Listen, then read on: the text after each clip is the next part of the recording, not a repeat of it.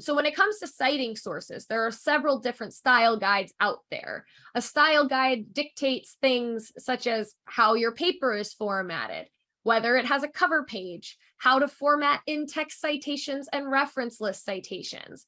So these rules are going to differ based on the style guide that you're required to use. Different classes are going to require different citation guides, but APA is the preferred style for most of the faculty at SPS. So since this webinar was developed specifically with you guys, CUNY SPS students in mind, we're focusing only on the APA method today. If your professor does not specify which guide they want you to use, please make sure that you ask at the start of the semester so that you know which citation guide you need. So APA, which is the name of this style guide, stands for the American Psychological Association.